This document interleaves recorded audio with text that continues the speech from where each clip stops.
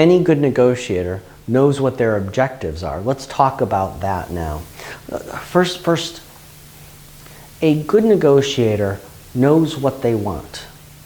In services, it is a much more difficult task than in goods.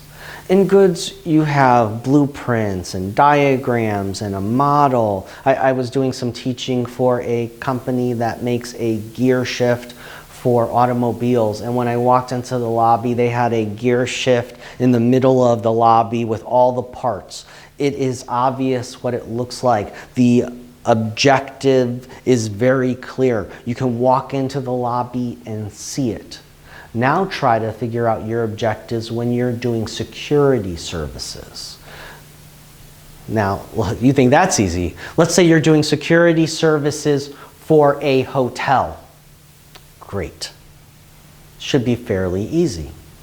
But now let's put that hotel right next to the United Nations.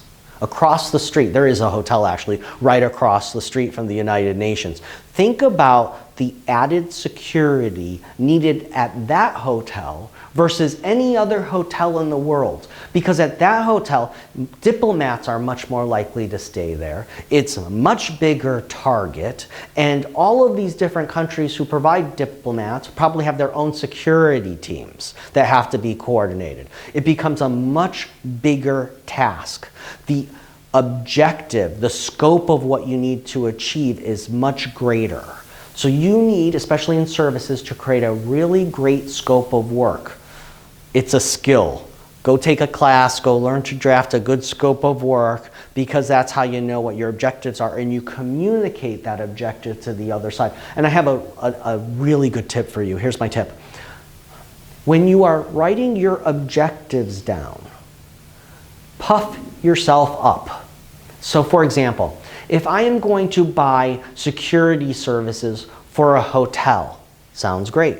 But if I need security services and I am one of the premier hotels in the world, do you see how much more I am asking from the supplier? I am in essence asking the supplier to raise their duty of care. So frame your objectives properly. Frame your objectives through the filter of who you are and make who you are correct. I was talking to I'm going to try not to talk about names because obviously I'm doing a video that everybody is going to see.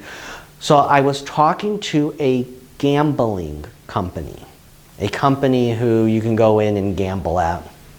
I won't tell you where they are or who they are. But I was talking to them and I was like, yeah, you know, your competition is I don't know, is all the casinos in Las Vegas and all the casinos in Reno, Nevada. And when I was talking to them, they said, that's not true. Do you know who our competition is? And I said, who? They said, our competition is Disneyland. Our competition is Disneyland because if you go to Disneyland, you're not coming to our casino. And we want you to not go to Disneyland to come to us. I found that fascinating. I was teaching for a beverage company. They make a carbonated beverage. I won't tell you who they are. If you go, they're one of the most popular carbonated beverages in the world. I was teaching them. And I was like, yeah, you know, your competition is, I don't know, Sprite or Coca-Cola or Pepsi. And they said, oh no, our competition is water. Our competition is water because if you go get a glass of water, you're not drinking us, and water is free out of your tap. Just two quick examples to show you how fascinating it is to properly put your objectives through the lens of who you are. You got to always keep that in mind.